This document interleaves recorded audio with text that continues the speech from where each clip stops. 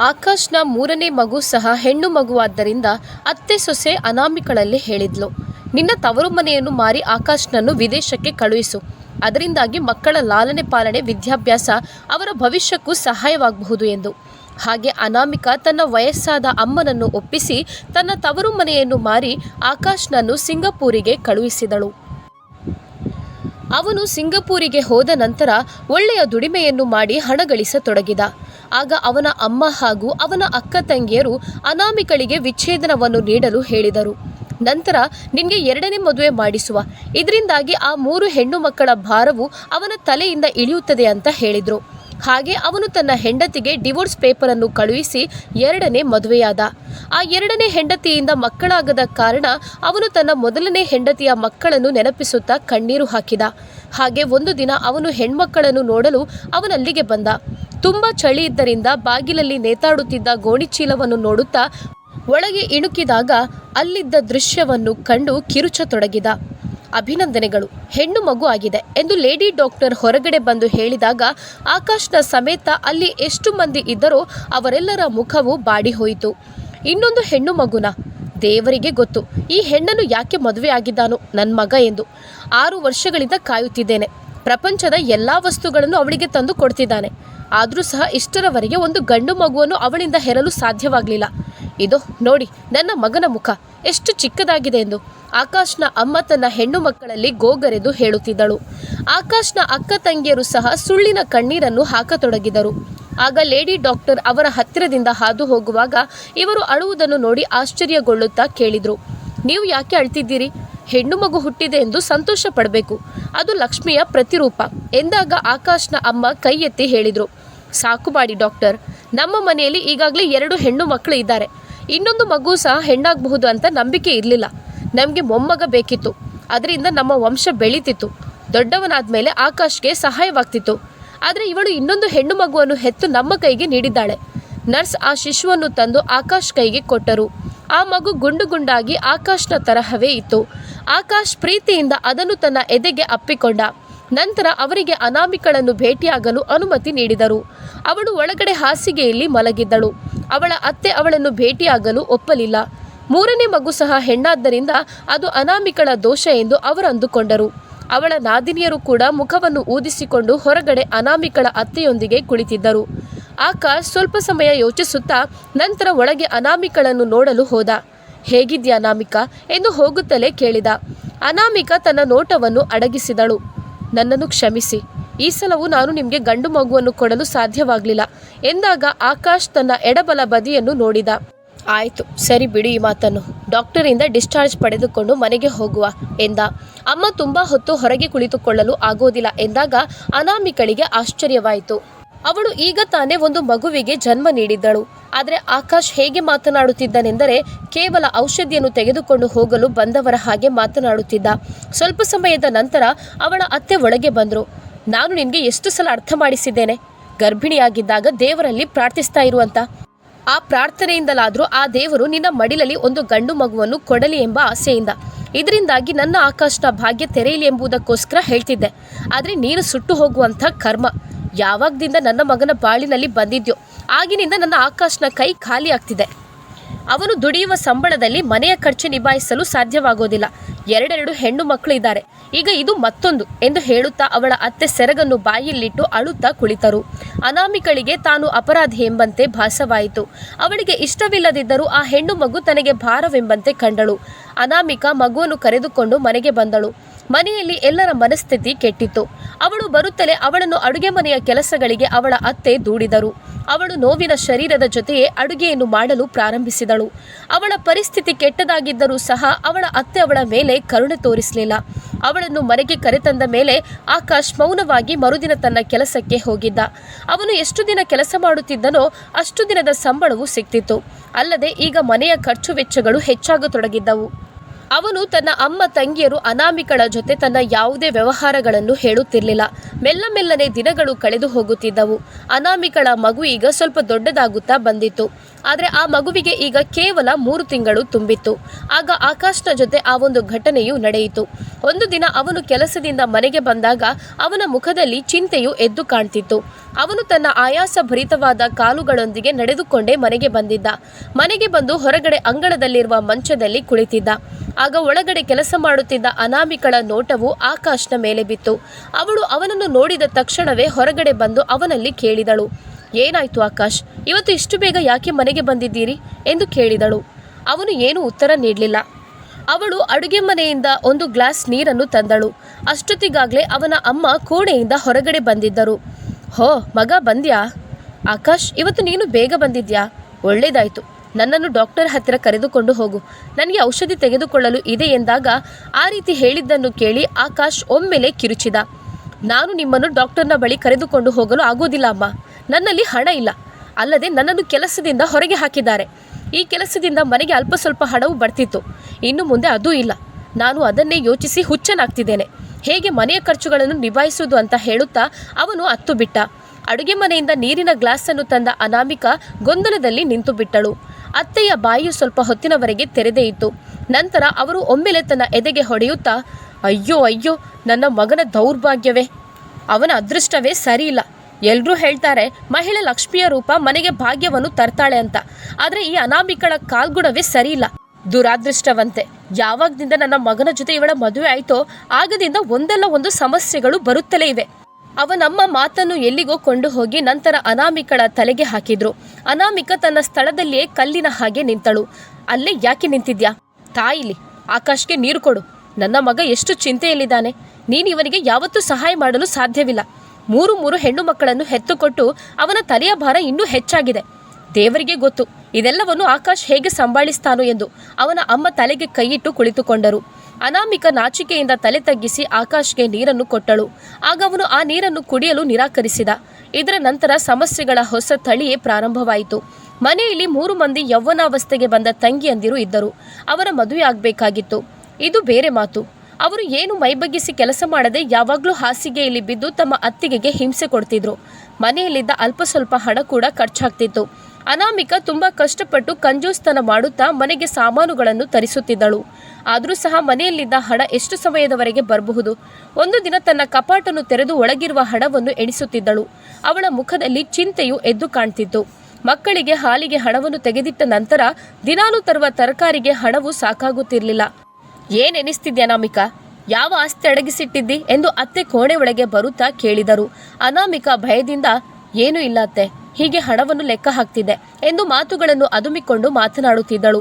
ಆಗ ಅವಳ ಅತ್ತೆ, ಬಾಯಿಲಿ ಬಂದು ಕುಳಿತುಕೋ, ನಿನ್ನ ಜೊತೆ ಮಾತನಾಡಲಿದೆ ಎಂದು ಅನಾಮಿಕಳ ಅತ್ತೆ ಅವಳನ್ನು ಪ್ರೀತಿಯಿಂದ ತನ್ನ ಬಳಿ ಕುಳಿತುಕೊಳ್ಳಿಸಿದರು. ಅನಾಮಿಕಳಿಗೆ ಆಶ್ಚರ್ಯವಾಯಿತು. ಯಾಕಂದ್ರೆ ಅವಳ ಅತ್ತೆ ಯಾವತ್ತೂ ಅವಳೊಂದಿಗೆ ಈ ರೀತಿ ಪ್ರೀತಿಯಿಂದ ವರ್ತಿಸಿದ್ದೇ ಇಲ್ಲ. ಅವಳು ಮೌನವಾಗಿ ಬಂದು ಅವರ ಹತ್ತಿರ ಕುಳಿತುಕೊಂಡಳು. ನೋಡ ಅನಾಮಿಕಾ, ಆಕಾಶ್ನ ಎದುರು ಕಠಿಣ ಸಮಯವು ಬರ್ತಿದೆ. ನನ್ನ ಒಬ್ಬ ಸಂಬಂಧಿಕರು ಸಿಂಗಾಪುರದಲ್ಲಿ ಇದ್ದಾರೆ. ನಿನ್ನೆ ಅವರು ನನಗೆ ಫೋನ್ ಮಾಡಿದ್ರು. ಅವನು ಹೇಳಿದ, ಸಿಂಗಾಪುರಿನಲ್ಲಿ ಆಕಾಶ್ಗೆ ಒಂದು ಕೆಲಸವನ್ನು ಮಾಡಿಕೊಡುತ್ತೇನೆ ಎಂದು. ಅದಕ್ಕೋಸ್ಕರ ಒಂದು ದೊಡ್ಡ ಮೊತ್ತದ ಅಗತ್ಯ ಇದೆ. ಈಗ ನಮ್ಮಲ್ಲಿ ಇಷ್ಟು ದೊಡ್ಡ ಮೊತ್ತದ ಹಣ ಇಲ್ಲ, ಆದರೆ ನನ್ನಲ್ಲಿ ಒಂದು ಉಪಾಯವಿದೆ ಎಂದರು. ಆಗ ಅನಾಮಿಕಾ ಅತ್ತೆಯ ಮುಖವನ್ನೇ ನೋಡುತ್ತಿದ್ದಳು. ಆಮೇಲೆ, ಇದು ತುಂಬ ಸಂತೋಷದ ಮಾತು ಅತ್ತೆ. ಆಕಾಶ್ ಸಿಂಗಾಪುರಿಗೆ ಕೆಲಸಕ್ಕೋಸ್ಕರ ಹೋಗುವಂಥದ್ದು ಒಳ್ಳೆಯ ವಿಚಾರ. ಆದರೆ ಆ ಉಪಾಯ ಏನು ಅಂತ ಅನಾಮಿಕಾ ತನ್ನ ಅತ್ತೆಯಲ್ಲಿ ಕೇಳಿದಳು. ಸ್ವಲ್ಪ ಹೊತ್ತು ಅವಳ ಅತ್ತೆ ತನ್ನ ತಲೆಯನ್ನು ತಗ್ಗಿಸಿ ನಂತರ ಹೇಳಿದರು, ನಿನ್ನ ತಂದೆಯ ಇಷ್ಟು ದೊಡ್ಡ ಮನೆ ಇದೆ. ನಿನಗೆ ಯಾರೂ ಅಣ್ಣ ತಮ್ಮಂದಿರಿಲ್ಲ. ನಿನ್ನ ಅಮ್ಮ ಹಾಗೂ ಅವರ ಕಾಳಜಿಯನ್ನು ವಹಿಸಲು ಒಬ್ಬಳು ಕೆಲಸದಾಳು ಇದ್ದಾಳೆ. ನೀನು ಸ್ವಲ್ಪ ಸಹಾಯ ಮಾಡುವೆ ಎಂದಾದರೆ ನಿನ್ನ ಅಮ್ಮನಲ್ಲಿ ಹೇಳಿ ಆ ಮನೆಯನ್ನು ಮಾರಿಬಿಡು. ಆ ಹಣದಿಂದ ಆಕಾಶ್ ಸಿಂಗಾಪುರಿಗೆ ಹೋಗಿ ಹಣವನ್ನು ಗಳಿಸ್ತಾನೆ. ಅಲ್ಲದೆ ನೀನು 3 ಹೆಣ್ಣು ಮಕ್ಕಳನ್ನು ಹೆತ್ತುಕೊಟ್ಟಿದ್ದಿ. ಅವರ ಖರ್ಚು ವೆಚ್ಚಗಳು ಇನ್ನು ಮುಂದೆ ತುಂಬಾನೇ ಇವೆ. ನಿನ್ನ ವಯಸ್ಸಾದ ಅಮ್ಮನಲ್ಲಿ ಹೇಳು, ಎಲ್ಲಾದರೂ ಬಾಡಿಗೆ ಮನೆಯಲ್ಲಿ ಇರಲು. ನೀನು ಆಕಾಶ್ ಹಣವನ್ನು ಕಳಿಸಿದ ಮೇಲೆ ನಿನ್ನ ಅಮ್ಮನ ಮನೆಯ ಬಾಡಿಗೆ ಕಟ್ಬೋದು. ಅವಳ ಅತ್ತೆ ಆರಾಮದಲ್ಲಿ ಎಲ್ಲ ಉಪಾಯವನ್ನು ಅವಳಿಗೆ ಅರ್ಥ ಮಾಡಿಸಿದ್ರು. ಆದರೆ ಅನಾಮಿಕಾ ಕಳವಳದಿಂದ ಅವರ ಮುಖವನ್ನು ನೋಡುತ್ತಿದ್ದಳು. ಇದು ನೀವು ಏನು ಹೇಳ್ತಿದ್ದೀರಿ ಅತ್ತೆ? ಅದು ನನ್ನ ಅಪ್ಪನ ಮನೆ, ಅಲ್ಲದೆ ತುಂಬ ಬೆಲೆ ಬಾಳುವಂಥದ್ದು. ಅನಾಮಿಕಾ ಇಷ್ಟು ಹೇಳಿದ್ದೇ ತಡ. ಅವಳ ಅತ್ತೆ ಒಮ್ಮೆಲೆ ಎದ್ದು ರೌದ್ರ ರೂಪ ತಾಳಿದರು. ಬೆಲೆ ಬಾಳುವಂಥದ್ದಾದರೆ ಏನು ಇವಾಗ? ಅದನ್ನು ಅಲಂಕೃತವಾಗಿಟ್ಟು ಏನು ಮಾಡೋದು? ನಿನಗೆ ಒಳ್ಳೆಯದು, ಅದನ್ನು ಮಾರಿ ಆಕಾಶ್ಗೆ ಹಣವನ್ನು ಕೊಡೋದು. ಇಲ್ಲದಿದ್ದರೆ ಈಗಲೇ ಆಕಾಶ್ಗೆ ಹೇಳಿ ನಿನ್ನನ್ನು ಈಗ ನಿಂತಲ್ಲಿಂದಲೇ ನಿನ್ನ ಅಮ್ಮನಲ್ಲಿಗೆ ಕಳಿಸು ಅಂತ ಹೇಳ್ತೇನೆ. ಅಲ್ಲದೆ 3 ಹೆಣ್ಣು ಮಕ್ಕಳನ್ನು ಹೆತ್ತ ಅಮ್ಮನನ್ನು ಇಟ್ಟುಕೊಂಡು ನಾವೇನು ಮಾಡೋದು ಅಂತ ಕೇಳಿದರು. ಅತ್ತೆಯ ಮಾತನ್ನು ಕೇಳಿ ಅನಾಮಿಕಳಿಗೆ ಆಕಾಶವೇ ತಲೆಗೆ ಬಿದ್ದಂತೆ ಅನ್ನಿಸ್ತು. ಅವರು ಆ ರೀತಿ ಮಾತನಾಡಿದಾಗ ಅನಾಮಿಕ ತನ್ನ ಅಮ್ಮನಲ್ಲಿ ಮಾತನಾಡಲೇಬೇಕಾಗಿ ಬಂತು. ಅವಳು ಆ ದಿನವೇ ತನ್ನ ಅತ್ತೆಯ ಬಾಯಿಂದ ಬೈಗುಳವನ್ನು ಕೇಳಿಸಿಕೊಂಡು ಅಮ್ಮನ ಮನೆಗೆ ಹೋದಳು. ಅವರು ತುಂಬಾ ವಯಸ್ಸಾದವರಾಗಿದ್ದರು. ಅನಾಮಿಕಳನ್ನು ನೋಡಿ ತುಂಬಾ ಸಂತೋಷಪಟ್ಟರು. ಅಮ್ಮ, ದೇವರಿಗೋಸ್ಕರ ಈ ಮನೆಯನ್ನು ಮಾರಿ ಆಕಾಶ್ಗೆ ಹಣವನ್ನು ಕೊಡಿ. ಅವರು ಸಿಂಗಪೂರಿಗೆ ಕೆಲಸಕ್ಕೆ ಹೊರಡುವ ಯೋಚನೆ ಮಾಡಿದ್ದಾರೆ. ನೀನು ನನಗೆ ಸಹಾಯ ಮಾಡು. ಇಲ್ಲದಿದ್ದರೆ ನನ್ನ ಅತ್ತೆ ನನಗೆ ಡಿವೋರ್ಸನ್ನು ಕೊಡಿಸ್ತಾರೆ.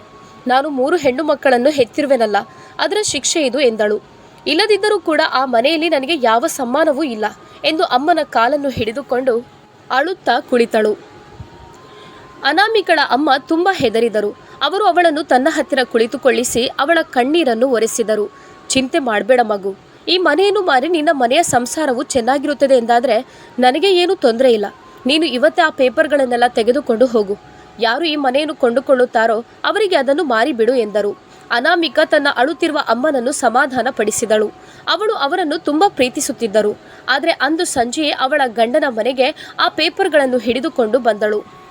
ಆ ಪೇಪರ್ಸ್ಗಳನ್ನು ಅವಳು ಆಕಾಶ್ನ ಕೈಗೆ ನೀಡಿದಾಗ ಅವನು ಹಾಗೂ ಅವನ ಮನೆಯವರು ತುಂಬ ಸಂತೋಷಗೊಂಡರು. ಹಾಗೆ ಆಕಾಶ್ ಕೂಡಲೇ ಹೋಗಿ ಪ್ರಾಪರ್ಟಿ ಡೀಲರ್ಗಳಲ್ಲಿ ಮಾತನಾಡಿ ಅದನ್ನು ಒಳ್ಳೆಯ ಬೆಲೆಗೆ ಮಾರಿದ. ಅನಾಮಿಕಳ ವಯಸ್ಸಾದ ಅಮ್ಮ ಅವರ ದೂರದ ಸಂಬಂಧಿಕರ ಮನೆಗೆ ಹೋದರು. ಅಮ್ಮ, ಇದು ತುಂಬ ದೊಡ್ಡ ಮೊತ್ತ ಅಮ್ಮ, ನಾನು ಸುಲಭವಾಗಿ ಸಿಂಗಪೂರಿಗೆ ಹೋಗ್ಬೋದು ಎಂದು ಆಕಾಶ್ ಅವನ ಅಮ್ಮನನ್ನು ನೋಡುತ್ತಲೇ ಸಂತೋಷದಿಂದಲೇ ಹೇಳಿದ. ಆಯ್ತು ಮಗ, ಖಂಡಿತವಾಗಿಯೂ ನೀನು ಹೋಗಿ ಬಾ, ದೇವರು ನಿನ್ನ ಭಾಗ್ಯವನ್ನು ತೆರೆಯಲಿ ಎಂದು ಅನಾಮಿಕಳ ಅತ್ತೆ ಪ್ರೀತಿಯ ಸ್ವರದಲ್ಲಿ ಹೇಳಿದರು. ಆದರೆ ಅನಾಮಿಕಳ ಹೃದಯ ಬಾಡಿ ಹೋಗಿತ್ತು. ಅವಳ ಅಮ್ಮನಿಗೆ ನೆಲೆ ಇಲ್ಲದಂತೆ ಮಾಡಿದ್ದಕ್ಕಾಗಿ ಅವಳು ತುಂಬ ಬೇಸರಗೊಂಡಿದ್ದಳು. ಸ್ವಲ್ಪ ಹೊತ್ತಿನ ನಂತರ ಆಕಾಶ್ ಒಳಗೆ ಬಂದು ಅವಳ ಹತ್ತಿರ ಕುಳಿತುಕೊಂಡ. ನೀನೇನು ಚಿಂತೆ ಮಾಡಬೇಡ, ಇನ್ನು ನಾನು ನಿನಗೆ ನನ್ನ ಮಕ್ಕಳಿಗೆ ಏನು ಕೊರತೆ ಮಾಡೋದಿಲ್ಲ ಎಂದಿದ್ದ. ಅನಾಮಿಕ ಈಗ ತಾನೇ ತನ್ನ ತವರು ಮನೆಯನ್ನು ಮಾರಿ ಅವನಿಗೆ ಹಣವನ್ನು ಕೊಟ್ಟಿದ್ದಳು. ಹಾಗಾಗಿ ಆ ಕ್ಷಣ ಅನಾಮಿಕಳ ಸಹಾಯವು ಅವನ ತಲೆಯಲ್ಲಿತ್ತು. ಆಕಾಶ್ ಅವಳೊಂದಿಗೆ ಪ್ರೀತಿಯಿಂದ ಮಾತನಾಡುವುದನ್ನು ಅವನ ಅಮ್ಮ ನೋಡಿದರು. ಅವರು ಅವನನ್ನು ಕೂಡಲೇ ಹೊರಗಡೆ ಊಟ ಮಾಡಲು ಕರೆದು ತನ್ನ ಜೊತೆ ಕುಳಿತುಕೊಳ್ಳಿಸಿದರು. ಅನಾಮಿಕ ಒಳಗಡೆ ಮೌನವಾಗಿ ಕುಳಿತಿದ್ದಳು. ಆಕಾಶ್ ಸಿಂಗಪೂರಿಗೆ ಹೋಗಲು ಎಲ್ಲ ತಯಾರಿಯೂ ಮಾಡಿದ್ದ. ಅವನಿಗೆ ಶೀಘ್ರದಲ್ಲೇ ಅಲ್ಲಿಂದ ಕರೆ ಬಂದಿತ್ತು. ಅವನು ತನ್ನ ಸಾಮಾನುಗಳನ್ನು ಕಟ್ಟಿ ಸಿಂಗಪೂರಿಗೆ ಹೋದ. ಅವನು ಹೋಗುವಾಗ ಅನಾಮಿಕಳಿಗೆ ಮಾತು ಕೊಟ್ಟಿದ್ದ. ಆದಷ್ಟು ಬೇಗ ಹಣವನ್ನು ಸಂಪಾದಿಸಿ ಕಳುಹಿಸುತ್ತೇನೆ, ಇದರಿಂದಾಗಿ ಮಕ್ಕಳ ಭವಿಷ್ಯ ಚೆನ್ನಾಗಿರುತ್ತದೆ ಎಂದು ಹೇಳಿದ. ಆ ಪುಟ್ಟ ಮಕ್ಕಳು ಅಮ್ಮನ ಸೆರಗು ಹಿಡಿದುಕೊಂಡು ಅಪ್ಪ ಹೋಗುವುದನ್ನೇ ನೋಡುತ್ತಿದ್ದರು. ಅಮ್ಮ, ಅಪ್ಪ ಎಲ್ಲಿ ಹೋಗ್ತಿದ್ದಾರೆ ಎಂದು ಮುಗ್ಧ ಮಾತುಗಳಿಂದ ಕೇಳುತ್ತಿದ್ದರು. ಅನಾಮಿಕ ಕಣ್ಣೀರನ್ನು ಹಾಕುತ್ತಿದ್ದಳು. ಅವನು ಆ ಮನೆಯಲ್ಲಿ ಇದ್ದಾಗಲೂ ಸಹ ಒಂದು ನಯಾ ಪೈಸೆಯ ಬೆಲೆಯು ಅವಳಿಗೆ ಆ ಮನೆಯಲ್ಲಿ ಸಿಗುತ್ತಿರಲಿಲ್ಲ. ಇನ್ನು ಅವನು ಹೋದ ನಂತರ ಅವಳ ಬಾಳು ಏನಾಗಬಹುದೆಂದು ಯೋಚಿಸುತ್ತಿದ್ದಳು. ಅವಳ ಅತ್ತೆ ಮತ್ತು ನಾದಿನಿಯರು ಅವಳ ಜೀವನವನ್ನು ಇದಕ್ಕಿಂತಲೂ ನರಕ ಮಾಡಬಹುದು ಎಂದು ಅಂದುಕೊಂಡಳು. ಮನೆಯ ಎಲ್ಲ ಕೆಲಸಗಳನ್ನು ಅನಾಮಿಕಳಿಂದಲೇ ಮಾಡಿಸ್ತಿದ್ರು. ಈಗ ಅತ್ತೆ ಮತ್ತು ನಾದಿನಿಯರು ಎಲ್ಲ ಕಡೆ ಅನಾಮಿಕಳೆ ಆಕಾಶ್ನನ್ನು ಬಲವಂತವಾಗಿ ಸಿಂಗಪೂರಿಗೆ ಕಳುಹಿಸಿದ್ದಾಳೆ ಎಂದು ಡಂಗೂರ ಬಾರಿಸಲು ಶುರು ಮಾಡಿದ್ರು. ಯಾಕಂದ್ರೆ ಅಲ್ಲಿ ಒಳ್ಳೆಯ ಕೆಲಸವನ್ನು ಹುಡುಕಿ ಸಂಪಾದಿಸಲಿ ಎಂದು. ಅವಳ ಇಚ್ಛೆಯು ಇಲ್ಲಿ ಅವನ ಸಂಪಾದನೆಯಿಂದ ಪೂರ್ತಿ ಆಗ್ತಿರ್ಲಿಲ್ಲ. ಅದಕ್ಕೋಸ್ಕರ ಅವಳು ಕಳುಹಿಸಿದ್ದಾಳೆ ಎಂದು ಹೇಳಿದ್ದರು. ಯಾರೇ ಕೇಳಿದ್ರೂ ಅನಾಮಿಕಳ ಬಗ್ಗೆ ಕೆಟ್ಟದಾಗಿ ಅವರಲ್ಲಿ ಹೇಳುತ್ತಿದ್ದರು. ನೆರೆಮನೆಯವರು ಯಾರೇ ಬಂದರೂ ಅನಾಮಿಕಳ ಅತ್ತೆ ಅವರ ಮುಂದೆ ಅಳುತ್ತಾ ಇರುತ್ತಿದ್ದರು. ಮೂರು ಹೆಣ್ಣು ಮಕ್ಕಳನ್ನು ಹುಟ್ಟಿಸಿ ನಮ್ಮ ಮುಂದೆ ಇಟ್ಟಿದ್ದಾಳೆ. ಇವರಿಗೆ ವಿದ್ಯಾಭ್ಯಾಸವನ್ನು ಕೊಡೋದು ಹಾಗೂ ಮದುವೆಯನ್ನು ಮಾಡೋದು ಹೇಗೆ? ಲಕ್ಷಗಟ್ಟಲೆ ಖರ್ಚುಗಳು ಅಲ್ಲದೆ ವರದಕ್ಷಿಣೆ ಸಹ ಕೊಡಬೇಕು ಎಂದೆಲ್ಲ ಹೇಳುತ್ತಾ ಅತ್ತೆ ಕೇಳುವವರಿಗೆಲ್ಲ ಅನಾಮಿಕಳ ಬಗ್ಗೆ ಇಲ್ಲ ಸಲ್ಲದನ್ನೆಲ್ಲ ಹೇಳುತ್ತಿದ್ದರು. ಪಾಪ ಅನಾಮಿಕ ನಾಚಿಕೆಯಿಂದ ತಲೆ ತಗ್ಗಿಸಿ ನಿಲ್ಲುತ್ತಿದ್ದಳು. ಈಗ ಹೆಣ್ಣು ಮಕ್ಕಳು ಕೂಡ ದೊಡ್ಡವರಾಗುತ್ತಾ ಬಂದಿದ್ದರು. ಅವರು ಆ ಮಾತುಗಳನ್ನೆಲ್ಲ ಕೇಳಿಸಿಕೊಂಡು ಅರ್ಥ ಮಾಡಿಕೊಳ್ಳುತ್ತಿದ್ದರು. ನಂತರ ಅಮ್ಮನಲ್ಲಿ ಹೋಗಿ ಕೇಳುತ್ತಿದ್ದರು. ಅಮ್ಮ, ನಾವು ಭಾರವೇ? ಮತ್ತೆ ಅಜ್ಜಿ ಯಾಕೆ ಈ ರೀತಿ ಯಾವಾಗಲೂ ಹೇಳ್ತಿರ್ತಾರೆ ಭಾರ ಅಂತ? ಭಾರ ಅಂದ್ರೆ ಏನಮ್ಮ ಎಂದು ಆ ಮಕ್ಕಳು ಕೇಳುತ್ತಿದ್ದರು. ಅನಾಮಿಕ ಮೌನವಾಗಿ ಇರುತ್ತಿದ್ದಳು. ಅವಳೇನು ಉತ್ತರ ಕೊಡಲು ಸಾಧ್ಯ? ಮೊದಲ ತಿಂಗಳು ಆಕಾಶ್ನಿಗೆ ಯಾವ ಕೆಲಸವೂ ಸಿಗಲಿಲ್ಲ. ಆದರೆ 2ನೇ ತಿಂಗಳಲ್ಲಿ ಅವನಿಗೆ ಒಳ್ಳೆಯ ಕೆಲಸ ಸಿಕ್ಕಿತು. ಅವನು ತಿಂಗಳ ಕೊನೆಯಲ್ಲಿ ಒಳ್ಳೆಯ ಹಣವನ್ನು ಕಳುಹಿಸಲು ಪ್ರಾರಂಭಿಸಿದ. ಆದರೆ ಚಿಂತೆಯ ಮಾತು ಏನಂದ್ರೆ ಆ ಎಲ್ಲ ಹಣವು ಅತ್ತೆಯ ಅಕೌಂಟ್ಗೆ ಹೋಗ್ತಿತ್ತು. ಆಕಾಶ್ ಹೋಗುವ ಮೊದಲು ಅವನ ಅಮ್ಮ ಅವರ ಹೆಸರಲ್ಲಿ ಒಂದು ಅಕೌಂಟ್ ಅನ್ನು ತೆರೆಸಿದ್ದರು. ಅತ್ತೆ, ಸ್ವಲ್ಪ ಹಣವನ್ನು ನೀಡಿ, ನಾನು ನನ್ನ ಮಕ್ಕಳನ್ನು ಒಳ್ಳೆಯ ಸ್ಕೂಲಿಗೆ ಅಡ್ಮಿಷನ್ ಮಾಡಿಸಿದ್ದೇನೆ. ಈ ಸಲ ಆಕಾಶ್ ಒಂದು ಒಳ್ಳೆಯ ಮೊತ್ತದ ಹಣವನ್ನು ಕಳುಹಿಸಿದ್ದಾರೆ ಎಂದು ಅನಾಮಿಕ ತನ್ನ ಅತ್ತೆಯಲ್ಲಿ ಕೇಳಿದಳು. ನಿನ್ಗೆ ಏನು ಮಾಡಲಿದೆ? ಆ ಮಕ್ಕಳನ್ನು ಶಾಲೆಗೆ ಅಡ್ಮಿಷನ್ ಮಾಡಿಸಿ. ಇನ್ನೊಂದು ಮನೆಗೆ ಹೋಗುವ ಹೆಣ್ಣು ಮಕ್ಕಳು, ಅವರಿಗೆ ಶಿಕ್ಷಣ ಕೊಟ್ಟು ಏನಾಗಬೇಕಾಗಿದೆ? ಈ ವಿದ್ಯಾಭ್ಯಾಸಕ್ಕಾಗಿ ಎಷ್ಟು ಅಂತ ಹಣ ಖರ್ಚು ಮಾಡೋದು? ಎಲ್ಲವೂ ವ್ಯರ್ಥ. ಸಮಯಕ್ಕೆ ಸರಿಯಾಗಿ 3 ಹೊತ್ತು ಊಟವನ್ನು ಮಾಡ್ತಿದ್ದಾರೆ, ಅದು ಸಾಕು ಎಂದರು. ಏನು ಅಗತ್ಯ ಇಲ್ಲ ಇವರನ್ನು ಒಳ್ಳೆಯ ಶಾಲೆಗೆ ಅಡ್ಮಿಷನ್ ಮಾಡೋದು. ಆದರೆ ನಿನಗೆ ತುಂಬ ಆಸೆ ಇದ್ದರೆ ಹೋಗಿ ಸರ್ಕಾರಿ ಶಾಲೆಯಲ್ಲಿ ಹೆಸರನ್ನು ಕೊಟ್ಟು ಬಾ, ನನ್ನ ಹತ್ತಿರ ಯಾವ ಹಣವೂ ಇಲ್ಲ ಎನ್ನುವ ಅತ್ತೆಯ ಈ ತಲೆ ಹೊಡೆಯುವಂತಹ ಮಾತಿಗೆ ಅನಾಮಿಕಾ ಕಕ್ಕಾಬಿಕ್ಕಿಯಾದಳು. ಅವಳಿಗೆ ಆಗ ನೆನಪಾಯಿತು, ಅತ್ತೆ ಅವಳ ಅಮ್ಮನ ಮನೆಯ ಬಾಡಿಗೆಯನ್ನು ಕಟ್ಟುವುದಕ್ಕಾಗಿ ಹಣ ಕೊಡುತ್ತೇನೆ ಎಂದು ಹೇಳಿದ್ದು. ಆಗ ಅವಳು, ಅತ್ತೆ, ಆದರೆ ಮಕ್ಕಳನ್ನು ಒಳ್ಳೆಯ ಶಾಲೆಗೆ ಸೇರಿಸುವುದು ಅಗತ್ಯವಿದೆ, ಹಾಗಾಗಿ ಆಕಾಶ್ ಹೇಳಿದ್ದಾರೆ, ಇವರಿಗೋಸ್ಕರ ಹಣವನ್ನು ಕಳುಹಿಸುತ್ತೇನೆ ಎಂದು. ಅನಾಮಿಕಾ ಇನ್ನೇನೋ ಹೇಳಲು ಪ್ರಯತ್ನ ಪಡುತ್ತಿದ್ದಾಗ ಅವಳ ದೊಡ್ಡ ನಾದಿನಿಯು ಒಳಗೆ ಬಂದಳು. ಆಕಾಶ್ ಅಣ್ಣನ ಹೆಸರನ್ನು ತೆಗೆಯುವ ಪ್ರಯತ್ನ ಬೇಡ. ಅವರು ಯಾವಾಗ ಇಲ್ಲಿಂದ ಹೋಗಿದ್ರೋ ಅವತ್ತಿನಿಂದ ಅವರು ನಿನ್ನಲ್ಲಿ ಮಾತನಾಡಲೇ ಇಲ್ಲ. ಅವನು ನಿನ್ನ ಮತ್ತು ನಿನ್ನ ಮಕ್ಕಳಿಂದ ಬೆನ್ನು ಬಿಡಲೆಂದೇ ಹೋಗಿರ್ತಾರೆ. ನಿನ್ಗೆ ಯಾಕೆ ಅರ್ಥವಾಗುತ್ತಿಲ್ಲ ಎಂದು ದೊಡ್ಡ ನಾದಿನಿಯು ಹೇಳಿದಾಗ ಅನಾಮಿಕಾ ಮೌನವಾದಳು. ಆ ಮಾತು ನಿಜವಾಗಿತ್ತು. ಯಾವಾಗ ಆಕಾಶ್ ಅಲ್ಲಿಂದ ಹೊರಟು ಹೋಗಿದ್ದನೋ ಅವನು ಅನಾಮಿಕನಲ್ಲಿ ಫೋನ್ ಮಾಡಿ ಒಂದು ದಿನವೂ ಮಾತನಾಡಿರಲಿಲ್ಲ. ಅಲ್ಲದಿದ್ರೂ ಕೂಡ ಅವನು ಅವಳ ಬಗ್ಗೆ ಹೆಚ್ಚಿನ ಕಾಳಜಿಯನ್ನು ವಹಿಸುತ್ತಿರಲಿಲ್ಲ. ಅತ್ತೆ ಮತ್ತು ನಾದಿನಿ ಒಟ್ಟಿಗೆ ಕುಳಿತು ಈ ತಿಂಗಳ ಖರ್ಚು ವೆಚ್ಚಗಳ ಲೆಕ್ಕವನ್ನು ಹಾಕುತ್ತಿದ್ದರು. ಈ ತಿಂಗಳು ಸಹ ಮಕ್ಕಳಿಗೋಸ್ಕರ ಯಾವ ಹಣನೂ ಇರಲಿಲ್ಲ. ಅನಾಮಿಕಳ ಕೈಯಲ್ಲಿ ಮೊಬೈಲ್ ಫೋನ್ ಇರಲಿಲ್ಲ. ಅವಳಿಗೆ ಗೊತ್ತಿತ್ತು ಅತ್ತೆ ಅವಳನ್ನು ಆಕಾಶ್ನ ಜೊತೆ ಮಾತನಾಡಲು ಬಿಡುವುದಿಲ್ಲ ಎಂದು. ಹಾಗೆ ಅವಳು ನೆರೆಮನೆಯವಳ ಮೊಬೈಲ್ ಫೋನ್ನಿಂದ ಆಕಾಶ್ನ ನಂಬರ್ಗೆ ಕಾಲ್ ಮಾಡಿದಳು. ಸ್ವಲ್ಪ ಹೊತ್ತಿನವರೆಗೆ ಫೋನ್ ರಿಂಗಡಿಸ್ತಿತ್ತು. ನಂತರ ಆಕಾಶ್ ಫೋನನ್ನು ಎತ್ತಿಕೊಂಡ. ಅವನು ತುಂಬ ಆಯಾಸಗೊಂಡಿದ್ದ. ಆಕಾಶ್, ನಾನು ಅನಾಮಿಕಾ ಮಾತನಾಡ್ತಿದ್ದೇನೆ. ನನಗೆ ಮಕ್ಕಳ ವಿದ್ಯಾಭ್ಯಾಸಕ್ಕಾಗಿ ಸ್ವಲ್ಪ ಹಣ ಬೇಕು. ನೀವು ನನಗೆ ಬೇರೆನೇ ಹಣ ಕಳುಹಿಸಿ, ಯಾಕಂದರೆ ನಾನು ಅವರನ್ನು ಶಾಲೆಗೆ ಕಳುಹಿಸಲು ಸುಲಭವಾಗುತ್ತೆ. ಅನಾಮಿಕಾ ಇನ್ನೇನು ಮುಂದೆ ಮಾತನಾಡಬೇಕು ಎನ್ನುವಷ್ಟರಲ್ಲಿ ಅವನು ಕೆಲಸ ಮುಗಿಸಿ ಆಯಾಸಗೊಂಡು ಬಂದಿದ್ದ. ಅರೆ, ನಿಮ್ಮದು ಹಣದ ಬೇಡಿಕೆ ಪೂರ್ತಿ ಆಗ್ತಿಲ್ಲ. ನಾನಿಲ್ಲಿ ಪ್ರಾಣಿಗಳ ಥರ ಕೆಲಸ ಮಾಡಿ ನಿಮಗೆ ಹಣವನ್ನು ಕಳಿಸ್ತಿದ್ದೇನೆ. ಆದರೆ ನಿಮ್ಮ ಅತಿ ಆಸೆಯ ಹೊಟ್ಟೆ ತುಂಬೋದೇ ಇಲ್ಲ. 2 ದಿವಸದ ಮೊದಲು ನೀನು ಅಮ್ಮನಲ್ಲಿ ಹೇಳಿ ಹಣವನ್ನು ವಸೂಲಿ ಮಾಡಿದ್ದೆ, ಮಕ್ಕಳಿಗೆ ಹೊಸ ಬಟ್ಟೆಗಳನ್ನು ತರಲು. ಈ ಹೆಣ್ಣು ಮಕ್ಕಳು ನನಗೆ ಸಮಸ್ಯೆಯ ಗುಡ್ಡವಾಗಿದ್ದಾರೆ. ಅಲ್ಲಿಯೂ ಸಮಾಧಾನವಿಲ್ಲ, ಇಲ್ಲಿಯೂ ಸಮಾಧಾನವಿಲ್ಲ. ನೀನನ್ನು ನನಗೆ ಫೋನ್ ಮಾಡಬೇಡ. ನನ್ನಲ್ಲಿ ಯಾವುದೇ ಹಣವಿಲ್ಲ ನಿನ್ನನ್ನು ಮತ್ತು ನಿನ್ನ ಮಕ್ಕಳನ್ನು ಸಾಕಲು ಎಂದು ಹೇಳುತ್ತಾ ಆಕಾಶ್ ಒಮ್ಮೆಲೆ ತನ್ನ ಫೋನನ್ನು ಕಟ್ ಮಾಡಿದ. ಅನಾಮಿಕಾ ಬಿಟ್ಟ ಕಣ್ಣು ಬಿಟ್ಟಂತೆ ಮೊಬೈಲನ್ನು ನೋಡುತ್ತಿದ್ದಳು. ಈ ರೀತಿ ಯಾವತ್ತೂ ಆಗಿರಲಿಲ್ಲ. ಅವಳು ಅತ್ತೆಯಲ್ಲಿ ಹೇಳಿ ಹಣವನ್ನು ತರಿಸಿರಲಿಲ್ಲ. ಅನಾಮಿಕಾ ಮನೆಗೆ ಹಿಂದಿರುಗಿ ಬಂದು ನೋಡಿದಾಗ ಅವಳ ಕಾಲುಗಳು ಬಾಗಿಲ ಹತ್ತಿರವೇ ನಿಂತಿತ್ತು. ಒಳಗಿನ ಹಾಲ್ನಲ್ಲಿ ಅತ್ತೆ ಮೊಬೈಲ್ನಲ್ಲಿ ಯಾರೊಂದಿಗೋ ತುಂಬ ರಹಸ್ಯವಾಗಿ ಮಾತನಾಡುತ್ತಿದ್ದರು. ನಾನು ಬಾಗಿಲು ಮುಚ್ಚಿ ಒಳಗೆ ಹೋದಾಗ ಅತ್ತೆ ಜೋರಾಗಿ ಹೇಳಿದ್ರು, ನಿನ್ನ ಹೆಂಡತಿ ಬಂದ್ಲು. ಯಾರ ಮನೆಗೆ ಹೋಗಿದ್ದಳು, ನಮ್ಮನ್ನು ದೂರಲು, ನನಗೆ ಗೊತ್ತಿಲ್ಲ ಎಂದಾಗ ಅನಾಮಿಕಾ ಒಮ್ಮೆಲೆ ತಿರುಗಿ ನೋಡಿದಳು. ಅದು ಆಕಾಶ್ನ ಕಾಲ್ ಆಗಿತ್ತು. ಅವಳು ಫೋನನ್ನು ಕಟ್ ಮಾಡಿ ಅವನು ಅಮ್ಮನಿಗೆ ಫೋನ್ ಮಾಡಿದ್ದ. ಅವಳಿಗೆ ತುಂಬ ಬೇಸರವಾಯಿತು. ಅವಳು ಏನೂ ಮಾತನಾಡದೆ ಅಡುಗೆ ಮನೆ ಕಡೆಗೆ ಹೋದಳು. ಅವಳ ನಾದಿನಿ ಬಂದು ಗೋಬಿ ಬಟಾಟೆ ತರಕಾರಿ ಪಲ್ಯ ಮಾಡು ಎಂದು ಆದೇಶ ನೀಡಿದ್ಲು. ಅವಳು ಮೌನವಾಗಿ ಅಡುಗೆ ಮಾಡುತ್ತಲೇ ಇದ್ದಳು. ಅವಳ ಹೆಣ್ಣು ಮಕ್ಕಳು ಕೊಳಕಾದ ಬಟ್ಟೆಯಲ್ಲಿ ಹೊರಗಡೆ ಆಟವಾಡುತ್ತಿದ್ದರು. ಅನಾಮಿಕಳ ಹೃದಯಕ್ಕೆ ಏನು ಅನ್ನಿಸ್ತು. ಮಕ್ಕಳ ವಿದ್ಯಾಭ್ಯಾಸಕ್ಕಾಗಿ 1 ರೂಪಾಯಿನೂ ಇವರು ಖರ್ಚು ಮಾಡ್ತಿಲ್ಲ. ಆದರೆ ಮನೆಯಲ್ಲಿ ತರತರಹದ ಅಡುಗೆಗಳು ಆಗುತ್ತಿವೆ. 3 ನಾದಿನಿಯರು ಇಡೀ ದಿವಸ ಶಾಪಿಂಗ್ಗೆ ಹೋಗ್ತಿರ್ತಾರೆ. ಅತ್ತೆ ಕೂಡ ಅವರಿಗೋಸ್ಕರ ತುಂಬ ಡ್ರೈ ಫ್ರೂಟ್ಸ್ಗಳನ್ನು ತಂದಿಡ್ತಿದ್ದಾರೆ ಎಂದೆಲ್ಲ ಯೋಚಿಸುತ್ತಾ ಅನಾಮಿಕಳ ಹೃದಯ ರಕ್ತದ ಕಣ್ಣೀರನ್ನು ಹರಿಸಿತು. ಆದರೆ ಅವೆಲ್ಲವನ್ನು ಸಹಿಸಿಕೊಳ್ಳುತ್ತಾ ಅವಳು ತನ್ನ ಕೆಲಸವನ್ನು ಮಾಡುತ್ತಿದ್ದಳು. ತನ್ನ ಪತಿಯೇ ತನ್ನ ಜೊತೆ ನಿಲ್ಲದಿದ್ದಾಗ ಅವಳು ತನ್ನ ದೂರುಗಳನ್ನು ಯಾರಲ್ಲಿ ಹೇಳಬೇಕು? ತನ್ನ ಗಂಡ ಮತ್ತು ಅತ್ತೆಯ ಮಾತು ಕೇಳಿ ತನ್ನ ವಯಸ್ಸಾದ ಅಮ್ಮನಿಗೆ ಮನೆ ಇಲ್ಲದಂತೆ ಮಾಡಿದ್ದಳು. ಮರುದಿನ ಅತ್ತೆ ಬೆಳಿಗ್ಗೆ ಎದ್ದಾಗ ಅನಾಮಿಕಳಲ್ಲಿ ಹೇಳಿದ್ರು, ಎದುರು ದರ್ಜಿ ಅಂಗಡಿ ತೆರೆದಿದೆ, ಅಲ್ಲಿಗೆ ಹೋಗಿ ಆಕಾಶ್ನ ತಂಗಿಯರ ಬಟ್ಟೆಗಳನ್ನು ಅವನಿಗೆ ಕೊಟ್ಟು ಬಾ. ಅವರಿಗೆ ಆ ಬಟ್ಟೆಯನ್ನು ಆದಷ್ಟು ಬೇಗ ಹೊಲಿದುಕೊಡಲು ಹೇಳು. ನೆರೆಮನೆಯಲ್ಲಿ ಮದುವೆ ಇದೆ. ಅನಾಮಿಕಾ ಮೌನವಾಗಿ ತನ್ನ ದೊಡ್ಡ ಮಗಳ ಕೈಯನ್ನು ಹಿಡಿದುಕೊಂಡು ಆ ಬಟ್ಟೆಗಳನ್ನು ತೆಗೆದುಕೊಂಡು ಹೋದಳು. ಅವಳಲ್ಲಿರುವ ಬಟ್ಟೆಗಳೆಲ್ಲ ಹಾಳಾಗುತ್ತಿವೆ. ಮಕ್ಕಳ ಕಾಲಿನಲ್ಲಿ ತುಂಡಾದ ಚಪ್ಪಲಿಗಳಿದ್ದವು. ಆದರೆ ಅತ್ತೆಗೆ ಇದೆಲ್ಲ ಯಾವುದೂ ಕಣ್ಣಿಗೆ ಕಾಣುತ್ತಿರಲಿಲ್ಲ. ಹಿಂದಿನಿಂದ ಅತ್ತೆ ಅನಾಮಿಕಾ ಹೋಗುವುದನ್ನೇ ಕಾಯುತ್ತಿದ್ದರು. ಅವಳು ಹೋದಾಗ ಆಕಾಶ್ಗೆ ಫೋನನ್ನು ಮಾಡಿದ್ರು. ಆಕಾಶ್, ನನ್ನ ಮಗ ಹೇಗಿದ್ಯಾ ಎಂದು ಅಮ್ಮ ತನ್ನ ಮಗನನ್ನು ಪ್ರೀತಿಯಿಂದ ಮಾತನಾಡಿಸಿದ್ರು. ಆಕಾಶ್ ಹಿಂದಿನ ದಿನ ಆದ ವಿಚಾರಕ್ಕೆ ಸಂಬಂಧಿಸಿದಂತೆ ಚಿಂತೆಯಲ್ಲಿದ್ದ. ಅಮ್ಮ, ನಾನು ಅನಾಮಿಕಾ ಮತ್ತು ಮಕ್ಕಳ ಬಗ್ಗೆ ಚಿಂತೆಯಲ್ಲಿದ್ದೇನೆ. ಅವರಿಗೆ ಎಷ್ಟು ಹಣ ಕಳುಹಿಸಿದ್ರೂ ಸಾಕಾಗೋದಿಲ್ಲ. ನೀವು ಹೇಳಿದ ಹಾಗೆ ದಿನದಿಂದ ದಿನಕ್ಕೆ ಅವರ ಖರ್ಚುಗಳು ಹೆಚ್ಚಾಗುತ್ತದೆ ವಿನಃ ಕಡಿಮೆಯಾಗ್ತಿಲ್ಲ. ನಾನೇನು ಮಾಡಲಿ? ಇಲ್ಲಿ ನಾನು ಹಗಲು ರಾತ್ರಿ ದುಡಿದು ಹಣವನ್ನು ಸಂಪಾದಿಸಿದ್ರೂ ಉಳಿತಾಯ ಮಾಡಲು ಆಗ್ತಿಲ್ಲ. ಅಲ್ಲದೆ ಜೀವನ ಪರ್ಯಂತ ನಾನು ಇಲ್ಲೇ ಇರಲು ಸಾಧ್ಯ ಇಲ್ಲ ಎಂದು ಆಕಾಶ್ ತುಂಬ ಗೊಂದಲದಲ್ಲಿದ್ದ.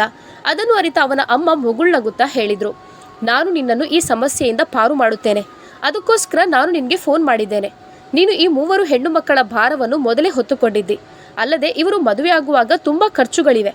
ನಾಳೆ ದಿನ ತುಂಬ ವರದಕ್ಷಿಣೆಗಳು ಕೊಡಬೇಕಾಗಿ ಬರುತ್ತದೆ. ಮದುವೆ ಆಗುವವರೆಗೂ ಮರ್ಯಾದೆಯಿಂದ ಇದ್ರೆ ಸರಿ. ಎಲ್ಲೇ ಆದರೂ ಓಡಿ ಹೋದರೆ ನಮ್ಮ ಗೌರವ ಮಣ್ಣು ಪಾಲಾಗುತ್ತೆ. ಬೀದಿಯಲ್ಲಿ ತಲೆ ಎತ್ತಿ ತಿರುಗಲು ಸಾಧ್ಯವಾಗೋದಿಲ್ಲ. ನಿನ್ನ ಮರ್ಯಾದೆ ಏನಾಗಬೇಡ, ಅದಕ್ಕೆ ಹೇಳ್ತಿದ್ದೇನೆ. ನನ್ನ ಮಾತು ಕೇಳು, ಅವಳಿಗೆ ನೀನು ಡಿವೋರ್ಸ್ ಕೊಟ್ಟು ಬಿಡು ಎಂದಾಗ ಅಮ್ಮನ ಮಾತು ಕೇಳಿ ಒಮ್ಮೆ ಆಕಾಶ್ ದಂಗಾಗಿ ಹೋದ. ಆದರೆ ಅಮ್ಮನ ಮಾತು ಅವನಿಗೆ ಸರಿ ಎಂದು ಅನ್ನಿಸಿತು. ಅಲ್ಲದೆ ಈಗ ಅವನು ಉತ್ತಮ ಸಂಬಳದೊಂದಿಗೆ ದುಡಿಯುತ್ತಿದ್ದರಿಂದ ಸ್ವಲ್ಪ ಅಹಂಕಾರವೂ ಬಂದಿತ್ತು. ವಯಸ್ಸಾಗುತ್ತಾ ಇದ್ದಂತೆ ಹೆಂಡತಿಯು ಈಗ ಬೇಡವಾಗುತ್ತಿದ್ದಳು. ಅಲ್ಲದೆ ಮೊದಲಿನಿಂದಲೂ ಅವನು ಅನಾಮಿಕಳ ಜೊತೆ ಮಾನಸಿಕವಾಗಿ ಒಂದಾಗಿರಲಿಲ್ಲ. ಆಕಾಶ್ ಸ್ವಲ್ಪ ಮಾತನ್ನು ತಿರುಗಿಸಿ ಮುರುಗಿಸಿ ಮಾತನಾಡಿ ನಂತರ ಕೊನೆಗೆ ಒಪ್ಪಿಕೊಂಡ. ಅನಾಮಿಕ ಮನೆಗೆ ಬಂದಾಗ ಅತ್ತೆ ಮುಗುಳ್ನಗುತ್ತಿದ್ದರು. ಅವರ ಎಡಬದಿಯಲ್ಲಿ ನಾದಿನಿಯರು ಕುಳಿತಿದ್ದರು. ಏನಾಗಿರಬಹುದು ಎಂಬ ನೋಟದೊಂದಿಗೆ ಅನಾಮಿಕ ಅವರನ್ನೇ ನೋಡುತ್ತಿದ್ದಳು. ಆಗ ಅವಳ ಅತ್ತೆ, ಇಲ್ಲಿಂದ ನೀನು ಹೋಗಬೇಕು, ನಿನ್ನ ಸಾಮಾನುಗಳನ್ನೆಲ್ಲ ಕಟ್ಟಿಕೊ, ನನ್ನ ಮಗ ನಿನಗೆ ಡಿವೋರ್ಸ್ ಅನ್ನು ಕೊಡುತ್ತಿದ್ದಾನೆ ಎಂದು ಅತ್ತೆ ತುಂಬ ಮಜವಾಗಿ ಹೇಳಿದರು. ಅನಾಮಿಕಳಿಗೆ ಈ ಮಾತನ್ನು ಕೇಳಿ ಆಕಾಶವೇ ಕುಸಿದು ಬಿದ್ದ ಹಾಗಾಯಿತು. ಈಗಷ್ಟೇ ಅವಳು ತನ್ನ ಕೆಲಸವನ್ನು ಮಾಡಿ ಬರುತ್ತಿದ್ದಳು. ನೀವೇನು ಹೇಳುತ್ತಿದ್ದೀರಾ ಅಂತ ಹೆದರಿಕೆಯಿಂದಲೇ ಕೇಳಿದಳು. ಆಗ ಮೊಬೈಲ್ನಲ್ಲಿ ಇನ್ನೊಮ್ಮೆ ಕಾಲ್ ಬರ್ತಿತ್ತು. ಅತ್ತೆ ಆ ಕಾಲನ್ನು ರಿಸೀವ್ ಮಾಡಿ ಸ್ಪೀಕರಲ್ಲಿ ಇಟ್ಟಿದ್ದರು. ನಂತರ ಒಮ್ಮೆಲೆ ಅನಾಮಿಕಳ ಕೈಗೆ ಕೊಟ್ಟರು. ಅನಾಮಿಕ ಹೆದರಿಕೆಯಿಂದಲೇ ಕೇಳಿದಳು, ನೀವೇನು ಮಾಡ್ತಿದ್ದೀರಿ ಆಕಾಶ್? ನನ್ನ ಮತ್ತು ನನ್ನ ಮಕ್ಕಳ ಭವಿಷ್ಯ ಏನಾಗಬಹುದು ಅಂತ ಯೋಚಿಸಿದ್ದೀರಾ ಎಂದು ಕೇಳುತ್ತಿದ್ದಳು. ಆದರೆ ಆ ಕಡೆಯಿಂದ ಆಕಾಶ್ ಕುವರಿಯಾದ ಸಣ್ಣ ವಯಸ್ಸಿನ ಹುಡುಗಿಯನ್ನು ಮದುವೆಯಾಗುವ ಕನಸನ್ನು ಕಟ್ಟಿ ಕುಳಿತುಕೊಂಡಿದ್ದ. ಅವನು ಅನಾಮಿಕಳ ಒಂದು ಮಾತು ಕೇಳಲಿಲ್ಲ. ನಂತರ ಹೇಳಿದ, ನಾನು ವಕೀಲರ ಜೊತೆ ಮಾತನಾಡಿದ್ದೇನೆ, ಇವತ್ತೇ ನಿನಗೆ ಆ ಪೇಪರ್ಸ್ಗಳು ಸಿಗುತ್ತವೆ, ಸಹಿಯನ್ನು ಹಾಕು ಎಂದಾಗ ಅನಾಮಿಕ ನಡುಗುತ್ತಾ ನೆಲದ ಮೇಲೆ ಬಿದ್ದಳು. ಮೊಬೈಲ್ ಅವಳ ಕೈಯಿಂದ ಕೆಳಗೆ ಬಿತ್ತು. ಅವಳು ತುಂಬಾ ಹೊತ್ತಿನ ತನಕ ಅಳುತ್ತಾ ಗೋಗರಿಯುತ್ತಿದ್ದಳು. ಅಷ್ಟೊತ್ತಿಗಾಗಲೇ ವಕೀಲರು ಬಾಗಿಲ ಬಳಿ ಬಂದು ನಿಂತಿದ್ದರು. ಅತ್ತೆ ಮತ್ತು ನಾದಿನಿಯರು ಬಲವಂತದಿಂದ ಅವಳಲ್ಲಿ ಆ ಪೇಪರ್ಸ್ಗಳಿಗೆ ಸಹಿಯನ್ನು ಹಾಕಿಸಿದ್ರು. ಆ ಮೂವರು ಮಕ್ಕಳು ಅಮ್ಮನ ಈ ಪರಿಸ್ಥಿತಿಯನ್ನು ಕಂಡು ದುಃಖಭರಿತರಾಗಿ ಚಿಂತೆಯಿಂದ ನಿಂತಿದ್ದರು. ಅನಾಮಿಕ ಮತ್ತು ಅವಳ ಮಕ್ಕಳನ್ನು ಅತ್ತೆ ಮತ್ತು ನಾದಿನಿಯರು ಹೊಡೆದು ಹೊರಗೆ ಹಾಕಿದ್ರು. ಮೊದಲೇ ಅಮ್ಮನಿಂದ ಮನೆಯನ್ನು ಕಿತ್ತುಕೊಂಡು ಅವರು ಅವಳ ಅಮ್ಮನನ್ನು ಹೊರಗೆ ಹಾಕಿದ್ದರು. ಈಗ ಇವರಲ್ಲಿ ನೆಲೆಸಲು ಯಾವ ಮನೆಯೂ ಇರಲಿಲ್ಲ. ಅವಳ ಕೈಯಲ್ಲಿ ಆ ದರ್ಜಿ ಅಂಗಡಿಯಲ್ಲಿ ಸಿಕ್ಕಿದಂಥ ಉಳಿದ ಹಣ ಮಾತ್ರ ಇತ್ತು. 3 ಮಕ್ಕಳನ್ನು ಅಪ್ಪಿಕೊಂಡು ಅನಾಮಿಕ ಅಲ್ಲಿಂದ ಹೊರಟಳು. ಅವಳಿಗೆ ತನ್ನ ಒಬ್ಬಳು ಸ್ನೇಹಿತೆಯ ಮನೆ ನೆನಪಾಯಿತು. ಅವಳು ಮೌನವಾಗಿ ಅಲ್ಲಿ ಮುಟ್ಟಿದಳು. ಅವಳ ಸ್ನೇಹಿತೆಗೆ ಮದುವೆಯಾಗಿತ್ತು, ಮಕ್ಕಳು ಕೂಡ ಇದ್ದರು. ಅವಳು ಅನಾಮಿಕಳನ್ನು ತನ್ನ ಮನೆ ಬಾಗಿಲಲ್ಲಿ ನೋಡಿದಾಗ ದಂಗಾಗಿ ಹೋದಳು. ಆದರೆ ಅವಳು ಅನಾಮಿಕಳಿಗೆ ತನ್ನ ಮನೆಯಲ್ಲಿ ಜಾಗ ಕೊಡಲು ಒಪ್ಪಲಿಲ್ಲ. ಯಾಕಂದರೆ ತನ್ನ ಪತಿಯ ಎದುರು ಇನ್ನೊಂದು ಮಹಿಳೆಯನ್ನು ಮನೆಯಲ್ಲಿ ಇಟ್ಟುಕೊಳ್ಳಲು ಅವಳು ಇಷ್ಟಪಡುತ್ತಿರಲಿಲ್ಲ. ಅವಳು ಅನಾಮಿಕಳಿಗೆ ತನ್ನ ಮನೆ ಹತ್ತಿರ ಇರುವ ತನ್ನದೇ ಫ್ಲ್ಯಾಟ್ನಲ್ಲಿ ಒಂದು ಪಾಳು ಬಿದ್ದ ಕೋಣೆ ಇತ್ತು, ಅಲ್ಲಿ ಇರಲು ಅನುಮತಿ ಕೊಟ್ಟು ಸಹಾಯ ಮಾಡಿದಳು. ಅನಾಮಿಕ ಮೌನವಾಗಿ ತನ್ನ ಮಕ್ಕಳನ್ನು ಕರೆದುಕೊಂಡು ಹೋಗಿ ಅಲ್ಲಿರಲು ಒಪ್ಪಿದಳು. ಹಗಲು ರಾತ್ರಿ ಅವರ ಅಮ್ಮ ಅಳುವುದನ್ನು ನೋಡಿ ಮಕ್ಕಳು ಅಸಹಾಯಕರಾದರು. ತಮ್ಮಿಂದ ಅಮ್ಮನಿಗೆ ಏನೂ ಸಹಾಯ ಮಾಡಲು ಆಗುತ್ತಿಲ್ಲವೆಂದು ಕೊರಗಿದರು. ಆದರೆ ಅವರು ತುಂಬ ಸಣ್ಣ ವಯಸ್ಸಿನ ಮಕ್ಕಳಾಗಿದ್ದರು. ಹವಾಗುಣ ಬದಲಾಗ್ತಿತ್ತು. ಸಿಂಗಾಪುರದಲ್ಲಿ ತುಂಬ ಹಣವನ್ನು ಒಟ್ಟುಗೂಡಿಸಿ ಆಕಾಶ್ ತನ್ನ ಊರಿಗೆ ವಾಪಸ್ ಬಂದಿದ್ದ. ಅವನ ಅಮ್ಮ ಅವನಿಗೆ ಒಂದು ಹುಡುಗಿಯನ್ನು ನೋಡಿ ಮದುವೆ ಮಾಡಿಸಿದ್ರು. ಯಾವಾಗ ಕೈಯಲ್ಲಿ ಹಣವಿರುತ್ತದೆಯೋ ಆಗ ಎಲ್ಲವೂ ಆಗುತ್ತದೆ. ಸಣ್ಣ ವಯಸ್ಸಿನ ಕುವರಿ ಸುಂದರಿ ಹುಡುಗಿಯನ್ನು ಅವನು ಮದುವೆಯಾಗಿ ಸಂತೋಷದಲ್ಲಿದ್ದ. ಅವನಿಗೆ ಅನಾಮಿಕ ಮತ್ತು ಅವನ 3 ಹೆಣ್ಣು ಮಕ್ಕಳ ನೆನಪು ಯಾವತ್ತೂ ಬಂದಿರಲಿಲ್ಲ. ಅಮ್ಮ ಒಂದು ಒಳ್ಳೆಯ ನಿರ್ಧಾರವನ್ನು ಮಾಡಿದ್ರು ಎಂದು ಅವನು ಸಂತೋಷದಲ್ಲಿದ್ದ. ಸಮಯ ಕಳೆಯುತ್ತಿತ್ತು. ಎಲ್ಲರೂ ಯಾವಾಗ ನಮ್ಮ ಹೊಸ ಮದುಮಗಳು ಮಗನನ್ನು ಹೆತ್ತುಕೊಡುತ್ತಾಳೆ ಎಂದು ಕಾಯುತ್ತಿದ್ದರು. ಹೀಗೆ ಕಳೆಯುತ್ತಾ 1 ವರ್ಷವೇ ಕಳೆಯಿತು. ಆಕಾಶ್ನ ಕಾಯುವಿಕೆಯು ಗೊಂದಲಕ್ಕೀಡು ಮಾಡಿತ್ತು. ನಂತರ ಅವನು ತನ್ನ ಪತ್ನಿಯ ಕೈ ಹಿಡಿದುಕೊಂಡು ಡಾಕ್ಟರ್ನ ಬಳಿ ಕರೆದುಕೊಂಡು ಹೋದ. ಡಾಕ್ಟರ್, ನನ್ನ ಪತ್ನಿಯ ಚಿಕಿತ್ಸೆ ಮಾಡಿ, ಯಾವಾಗ ಅವಳು ತಾಯಿಯಾಗುತ್ತಾಳೆ, ನನಗೆ ಯಾವಾಗ ಒಂದು ಗಂಡು ಮಗುವನ್ನು ಹೆತ್ತುಕೊಡುತ್ತಾಳೆ ಎಂದು ಕೇಳಿದ.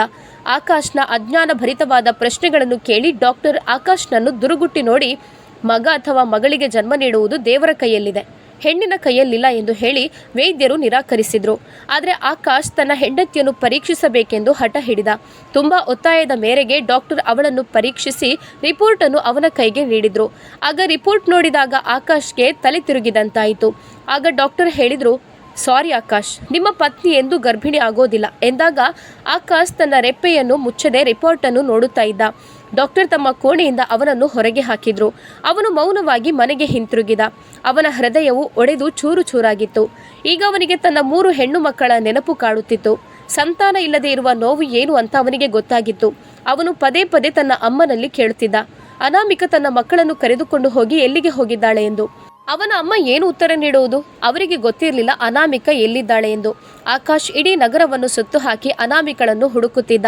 ಎಲ್ಲಿಯವರೆಗೂ ಅಂದರೆ ಅವಳನ್ನು ಹುಡುಕಿಕೊಂಡು ಅವಳ ಅಮ್ಮನ ಹತ್ತಿರ ಹೋಗಿದ್ದ. ಅನಾಮಿಕಳ ಅಮ್ಮನಿಗೆ ಈಗ ಡಿವೋರ್ಸ್ ವಿಷಯ ಗೊತ್ತಿರಲಿಲ್ಲ. ಅವಳನ್ನು ಮನೆಯಿಂದ ಹೊರಗೆ ಹಾಕಿದ್ದಾರೆ ಎಂದು ಗೊತ್ತಾಗಿ ಅವರಿಗೆ ತುಂಬಾ ಹೆದರಿಕೆಯಾಗಿತ್ತು. ಅವರು ನನ್ನ ಮಗಳು ನನ್ನ ಹತ್ತಿರ ಬರಲಿಲ್ಲವೆಂದು ಅಳುತ್ತಾ ಹೇಳಿದಾಗ ಆಕಾಶ್ಗೆ ನೆಲವೇ ಕುಸಿದಂತಾಯಿತು. ನಂತರ ಅನಾಮಿಕಳ ಅಮ್ಮ ತುಂಬಾ ಯೋಚಿಸುತ್ತಾ ಅವಳ ಸ್ನೇಹಿತರ ವಿಳಾಸವನ್ನು ನೀಡಿದ್ರು. ಬಹುಶಃ ಅವಳು ಅಲ್ಲಿಗೆ ಹೋಗಿರಬಹುದು ಎಂದು. ಹಾಗಾಗಿ ಅವನು ಹುಡುಕುತ್ತಾ ಅನಾಮಿಕ ಇರುವ ಆ ಸ್ಥಳವನ್ನು ಪತ್ತೆ ಮಾಡಿದ್ದ. ಅವಳನ್ನು ಹುಡುಕುತ್ತಾ ಅನಾಮಿಕಳ ಸ್ನೇಹಿತೆಯ ಮನೆಗೆ ಬಂದ. ಆಗ ಅವಳು ಬಾಗಿಲಲ್ಲಿ ನಿಂತುಕೊಂಡು ಆ ಫ್ಲಾಟ್ನಲ್ಲಿ ಇದ್ದಾಳೆಂದು ಹೇಳಿದಾಗ ಅವನು ಭಾರವಾದ ಹೆಜ್ಜೆಗಳೊಂದಿಗೆ ಆ ಕೋಣೆಯತ್ತ ಹೊರಟ. ಅದೊಂದು ಪಾಳು ಬಿದ್ದ ಕೋಣೆಯಾಗಿತ್ತು. ಅಲ್ಲದೆ ಆ ಸಮಯ ತುಂಬಾ ಚಳಿ ಇತ್ತು. ಚಳಿಯಿಂದಾಗಿ ಶರೀರವೆಲ್ಲ ಮುಳ್ಳಿನ ತರಹ ಎದ್ದೇಳ್ತಿತ್ತು. ಅವನು ಒಂದು ದಪ್ಪನೆಯ ಜಾಕೆಟ್ ಮತ್ತು ಟೋಪಿಯನ್ನು ಹಾಕಿ ನಡುಗುವ ಕೈಗಳಿಂದ ಬಾಗಿಲ ಹತ್ತಿರ ಹೋದ. ಆ ಕೋಣೆಗೆ ಬಾಗಿಲಿರಲಿಲ್ಲ. ಗೋಣಿಚೀಲದ ಪರದೆಯನ್ನು ಹಾಕಲಾಗಿತ್ತು. ಎದುರುಗಡೆ ನೋಡಿದಂತಹ ದೃಶ್ಯವನ್ನು ಕಂಡು ಅವನಿಗೆ ಪ್ರಜ್ಞೆ ಹೋದಂತಾಯಿತು. ಅವನ 3 ಮಕ್ಕಳು ಹರಿದ ಚಾಪೆಯಲ್ಲಿ ಮಲಗಿದ್ದರು. ಅನಾಮಿಕ ಹೊಲಿಯುವ ಯಂತ್ರದ ಮೇಲೆ ಬಾಗಿ ಕುಳಿತಿದ್ದಳು. ಬಹುಶಃ ಅವಳು ತನ್ನ ಜೀವನೋಪಾಯಕ್ಕಾಗಿ ಬಟ್ಟೆಗಳನ್ನು ಹೊಲಿಯುತ್ತಿದ್ದಳು. ಆ ಕೋಣೆಯ ಪರಿಸ್ಥಿತಿಯು ತುಂಬಾ ಕೆಟ್ಟದಾಗಿತ್ತು. ಆ ಕೋಣೆಯ ಮೂಲೆಯಲ್ಲಿ ಒಂದು ನೀರಿನ ಮಡಕೆ ಇತ್ತು. ಯಾವ ಮಂಚವೂ ಅಲ್ಲಿ ಇರುವುದು ಕಾಣಿಸಲಿಲ್ಲ. ಮಕ್ಕಳ ಮತ್ತು ಅನಾಮಿಕಳ ಬಟ್ಟೆಗಳು ಹರಿದಿತ್ತು. ಯಾರೋ ಬರುವಂತಹ ಶಬ್ದ ಕೇಳಿ ಅನಾಮಿಕ ತಲೆ ಎತ್ತಿ ಯಾರು ಎಂದು ಕೇಳಿದಳು. ಅವನ ಸ್ವರವು ನಡುಗುತ್ತಿತ್ತು. ಸಮಯದ ಕಠೋರತೆಯಿಂದಾಗಿ ಬಹುಶಃ ಸಮಯಕ್ಕಿಂತ ಮೊದಲೇ ಅವನು ವಯಸ್ಸಾದವನಂತೆ ಕಾಣುತ್ತಿದ್ದ. ಆಕಾಶ್ ಮೆಲ್ಲನೆ ನಡೆಯುತ್ತಾ ಅನಾಮಿಕಳ ಹತ್ತಿರ ಬಂದು ಕುಳಿತುಕೊಂಡ. ನನ್ನನ್ನು ಕ್ಷಮಿಸು, ಇದು ನಾನು ಆಕಾಶ್, ನಿನ್ನಲ್ಲಿ ಕ್ಷಮೆ ಕೇಳಲು ಬಂದಿದ್ದೇನೆ ಎಂದು ಅಳುತ್ತಾ ಅವಳ ಹತ್ತಿರ ಕುಳಿತ.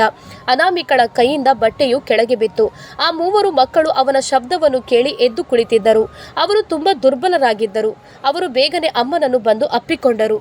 ಇಲ್ಲಿ ಬನ್ನಿ ಮಕ್ಕಳೇ ಎಂದು ಆಕಾಶ್ ಪ್ರೀತಿಯಿಂದ ತನ್ನ ಮಕ್ಕಳನ್ನು ಕರೆದ. ಅವನು ಆ ರೀತಿ ಕರೆದಾಗ ಅವಳ ಸಣ್ಣ ಮಗು ಅವನನ್ನು ನೋಡಿ ಅಳುತ್ತಾ ತನ್ನ ಅಮ್ಮನ ಮಡಿಲಲ್ಲಿ ಅಳುತ್ತಿತ್ತು. ಇಲ್ಲ ಅಮ್ಮ, ನಾವು ಅಪ್ಪನ ಹತ್ತಿರ ಹೋಗೋದಿಲ್ಲ ಎಂದು ದೊಡ್ಡ ಮಗಳು ಹೇಳಿದಳು. ಅವಳು ಸ್ವಲ್ಪ ಬುದ್ಧಿವಂತೆ ಹುಡುಗಿಯಾಗಿದ್ದಳು. ಅವಳು ದೃಢವಾಗಿ ಹೇಳಿದಾಗ ಆಕಾಶ್ ನಾಚಿಕೆಯಿಂದ ಮೊಣಕಾಲೂರಿ ಅಳುತ್ತಾ ನೆಲದ ಮೇಲೆ ಕುಳಿತನು. ನನ್ನನ್ನು ಕ್ಷಮಿಸಿ, ನಾನು ನನ್ನ ಅಮ್ಮ ಮತ್ತು ತಂಗಿಯರ ಮಾತುಗಳಿಗೆ ಬಲಿಪಶು ಆಗಿ ನಿನಗೆ ಡಿವೋರ್ಸ್ ನೀಡಿದೆ. ನೀನೊಬ್ಬಳು ಸಂಸ್ಕಾರಯುಕ್ತ ಒಳ್ಳೆಯ ಹುಡುಗಿ. ನೀನು ಮಾಡಿದ ಉಪಕಾರದಿಂದಲೇ ನಾನು ಸಿಂಗಾಪುರಕ್ಕೆ ಹೋದೆ. ಈಗ ನಮ್ಮ ಜೀವನವು ಒಂದು ಒಳ್ಳೆಯ ಹಂತದಲ್ಲಿದೆ. ಇದು ನನ್ನ ಮಕ್ಕಳು. ಇವರನ್ನು ಈ ರೀತಿ ನನ್ನಿಂದ ನೋಡಲಾಗ್ತಿಲ್ಲ. ನಾನು ಹೊಸ ಮನೆಯನ್ನು ಖರೀದಿಸ್ತೇನೆ. ನಾನು ತಿಂಗಳ ಖರ್ಚನ್ನು ಕೂಡ ನಿನಗೆ ಕೊಡುತ್ತೇನೆ. ಈ ಮಕ್ಕಳು ನನ್ನ ಜವಾಬ್ದಾರಿ ಎಂದು ಆಕಾಶ್ 2 ಕೈಯನ್ನು ಜೋಡಿಸುತ್ತಾ ಅವಳಿಗೆ ಹೇಳಿದ. ಅನಾಮಿಕ ಆ ಸಮಯದಲ್ಲಿ ಅವನನ್ನು ನೋಡಿದಳು. ಮಕ್ಕಳು ಹಸಿವಿನಿಂದ ಇದ್ದರು. ಆ ದಿನ ಆ ಮಕ್ಕಳಿಗೆ ತಿನ್ನಿಸಲು ಅವಳಲ್ಲಿ ಏನೂ ಇರಲಿಲ್ಲ. ಬಹುಶಃ ದೇವರು ಆಕಾಶ್ನ ಹೃದಯದಲ್ಲಿ ಕರುಣೆಯನ್ನು ಕರುಣಿಸಿದ್ದ ಎಂದೆನಿಸುತ್ತೆ. ಅವಳು ಮೌನವಾಗಿದ್ದಳು. ಆಕಾಶ್ ಕೂಡಲೇ ಒಂದು ಹೊಸ ಮನೆಯನ್ನು ಖರೀದಿಸಿ ಅನಾಮಿಕ ಮತ್ತು ಮಕ್ಕಳನ್ನು ಅಲ್ಲಿಗೆ ಶಿಫ್ಟ್ ಮಾಡಿದ. ಆದರೆ ಒಂದು ಆಕ್ಸಿಡೆಂಟ್ನಿಂದಾಗಿ ಆಕಾಶ್ನ ಒಂದು ಕಾಲು ಕಟ್ ಮಾಡಬೇಕಾಗಿ ಬಂತು. ಅವನು ತನ್ನ ಕೆಲಸಗಳನ್ನು ಉತ್ತಮವಾಗಿ ನಿರ್ವಹಿಸುತ್ತಿದ್ದ. ಆದರೆ ಯಾರೂ ಅವನನ್ನು ಪುನಃ ಮದುವೆಯಾಗಲು ಇಷ್ಟಪಡಲಿಲ್ಲ. ಅವನ 2ನೇ ಪತ್ನಿ ಸಹ ಅವನನ್ನು ಬಿಟ್ಟು ಹೋಗಿದ್ದಳು. ಮನೆಯಲ್ಲಿದ್ದ 3 ತಂಗಿಯರಿಗೆ ವಯಸ್ಸಾಗುತ್ತಾ ಬಂದಿತ್ತು. ಆದರೆ ಯಾರೂ ಕೂಡ ಆ ಮನೆಗೆ ಸಂಬಂಧವನ್ನು ಕೇಳಿ ಬರುತ್ತಿರಲಿಲ್ಲ. ಹಾಗೆ ಅತ್ತೆಗೆ ವಿಚಿತ್ರವಾದ ರೋಗವು ಅಂಟಿಕೊಂಡಿದ್ದು ಅವರಿಂದ ಒಂದು ತುತ್ತು ಅನ್ನವನ್ನು ತಿನ್ನಲಾಗುತ್ತಿರಲಿಲ್ಲ. ಇದೆಲ್ಲವೂ ಅನಾಮಿಕ ಮತ್ತು ಅವಳ ಮಕ್ಕಳೊಂದಿಗೆ ಮಾಡಿದ ಅತ್ಯಾಚಾರದ ಫಲವಾಗಿತ್ತು. ಅವರು ಹಗಲು ರಾತ್ರಿ ಕ್ಷಮೆಯನ್ನು ಕೇಳುತ್ತಿದ್ದರು. ಆಕಾಶ್ನ ಜೊತೆ ಅನಾಮಿಕಳ ಹತ್ತಿರ ತನ್ನನ್ನು ಕರೆದುಕೊಂಡು ಹೋಗು ಎಂದು ಹೇಳುತ್ತಿದ್ದರು. ನಾನು ಅವಳಲ್ಲಿ ಕ್ಷಮೆ ಕೇಳಬೇಕು, ನನ್ನ ಪಾಪವೆಲ್ಲವೂ ಕ್ಷಮಿಸಲ್ಪಡಬೇಕು ಅಂತ ಹೇಳುತ್ತಿದ್ದರು. ಆದರೆ ಮನೆಯ ಪರಿಸ್ಥಿತಿ ಹಾಗೂ ತನ್ನ ಒಂದು ಕಾಲು ಕಟ್ಟಾಗಿರುವುದನ್ನು ನೋಡಿ ಆಕಾಶ್ ಅನಾಮಿಕಳ ಜೊತೆ ಮಾಡಿದ ದುರ್ವ್ಯವಹಾರಕ್ಕಾಗಿ ಈ ರೀತಿ ಆಗಲೇಬೇಕಿತ್ತು ಎಂದು ಮನಸ್ಸಲ್ಲಿ ಅಂದುಕೊಂಡನು. ಗೆಳೆಯರೇ, ಈ ಕಥೆಯು ನಿಮಗೆ ಇಷ್ಟವಾಗಿದ್ದಲ್ಲಿ ಕಾಮೆಂಟ್ ಬಾಕ್ಸ್ನಲ್ಲಿ ಈ ಕಥೆಯಿಂದ ನಿಮಗೆ ಏನು ಅನ್ನಿಸ್ತು ಅಂತ ಹೇಳಿ. ಇವತ್ತಿನ ಈ ಕಥೆಯು ನಿಮಗೆ ಇಷ್ಟವಾಗಿದ್ದಲ್ಲಿ ಪ್ಲೀಸ್ ಲೈಕ್ ಮಾಡಿ, ಶೇರ್ ಮಾಡಿ ಮತ್ತು ನಮ್ಮ ಚಾನಲನ್ನು ಸಬ್ಸ್ಕ್ರೈಬ್ ಮಾಡೋದನ್ನು ಮರಿಬೇಡಿ. ಇನ್ನೊಂದು ಉತ್ತಮ ಕಥೆಯೊಂದಿಗೆ ಆದಷ್ಟು ಬೇಗ ನಿಮ್ಮ ಮುಂದೆ. ಧನ್ಯವಾದಗಳು.